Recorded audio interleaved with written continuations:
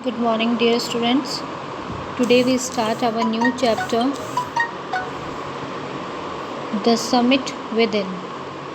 The Summit Within.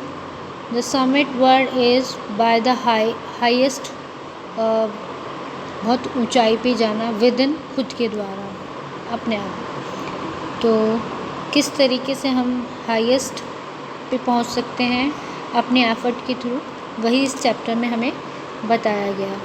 Before you read, Major H.P.S. Ahluwalia was a member of the first successful Indian expeditions to Mount Everest in 1965. How did he feel when he stood on the highest point in the world? Let us hear his story in his word, climbing the summit and then the more difficult task of climbing the summit within. बच्चों, जो major H.P.S. Ahluwalia हैं, उनका full name है हरपाल सिंह आहलूवालिया, जो कि एक social worker भी हैं, माउंटेनर भी हैं एंड एक ऑथर हैं। इन्होंने खुद ने अपना स्टोरी लिखा है माउंट एवरेस्ट पर, जो भी इन्होंने सफ़र किया था, जिस तरीके से इन्होंने बिना किसी रोक टोक के बहुत सारी प्रॉब्लम्स को, क्योंकि आपको पता है mount Everest high altitude area है, वहाँ पे काफ़ी कोल्ड रहता है, वेदर हमेशा ही विंटर वहाँ देखने को मिलता है, प्लस स्नोफॉल का प्रॉब्लम, और वहाँ पर अपने आप को मतलब उन्होंने कैसे सफ़र किया होगा ये सब। And he is the retired Indian army officer, और इन्होंने जो भी वहाँ पर किया उस सारी मतलब डिफ़िकल्टीज़ को, प्रॉब्लम्स को फेस करके और वहाँ तक पहुँचना काफ़ी ज़्यादा मतलब इनके लिए प्रॉब्लमेटिक था, बट फिर भी इन्होंने डिफ़ीट किया और ये उस ऊंचाई तक, समिट तक पहुँचे।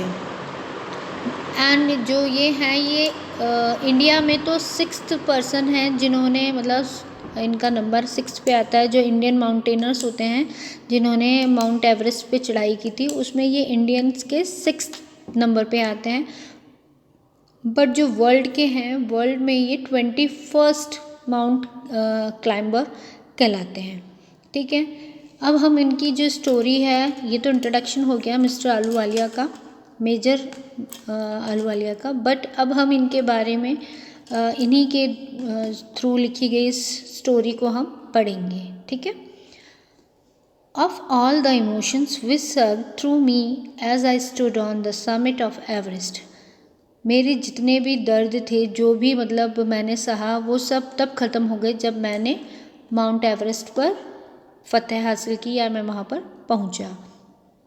Looking of miles of the panorama below us, the dominate one I think was the humility, the physical in me seemed to say thank God it's all over. अब देखिए, उन्होंने इस टाइम मतलब जब माउंट एवरेस्ट पे वो पहुँचे, और जब उन्होंने एक तरीके पनोरमा बिलो अस, मतलब इन्होंने जब उस हाईएल्टी पे पहुँच के चारों तरफ देखा तो बहुत view of the wide area था, चारों तरफ बहुत बड़ा।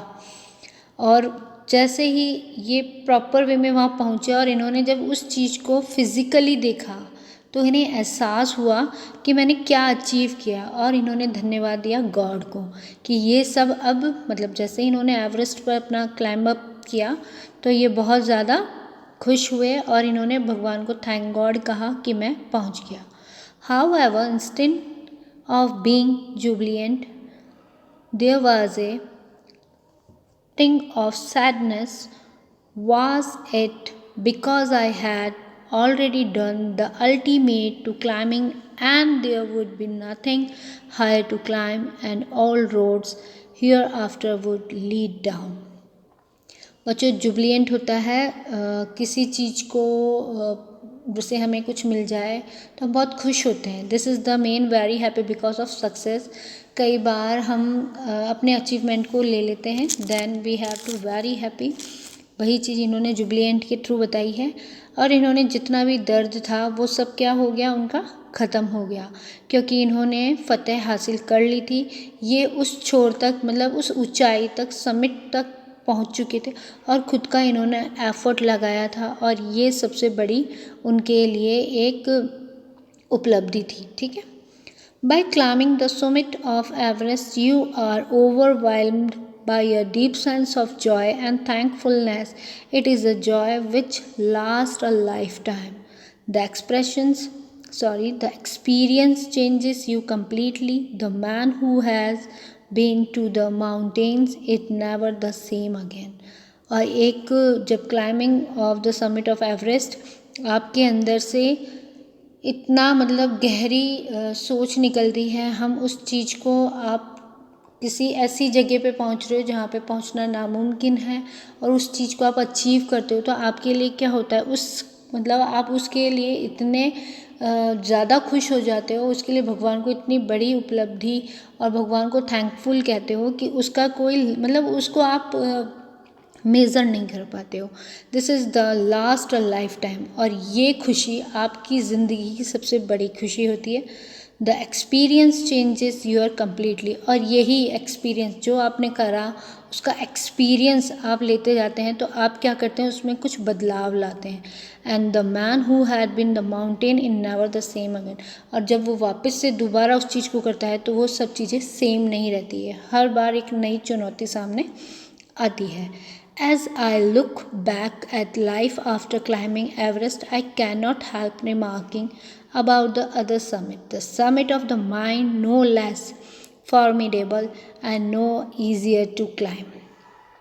अब जो आलूवालिया जी हैं, मेजर आलूवालिया, वो कहते हैं कि देखिए मैं अगर अपने पुराने टाइम को देखता हूँ कि किस तरीके से मैंने एवरेस्ट पर चढ़ाई करी थी तो मैं अपने अंदर के उस हायर पर्सन्स की बहुत सारी चीज़ें क्या करता हूँ वापस से रिमाइंड करता हूँ और वो जो मूवमेंट था जो वो फॉर्मेबल ईजियर मूवमेंट था ना वो इतना आसान नहीं था, मतलब उस पर चढ़ना इतना आसान नहीं था और ये मेरी लाइफ के लिए बहुत मतलब एक यादगार पल है जिसे मैं याद करके आज भी मुझे सारी चीज़ें मेरे माइंड में क्या करती हैं वापस रिमाइंड हो जाती है। Okay, that's all today. If any queries बच्चों तो आप मुझसे पूछ सकते हैं स्कूल में। If anything else that time please read it carefully और फिर हम इसे आगे करेंगे। कुछ नहीं समझ आया है तो आप उसे अंडरलाइन कर सकते हैं और मुझसे पूछ सकते हैं। Okay everyone, thank you.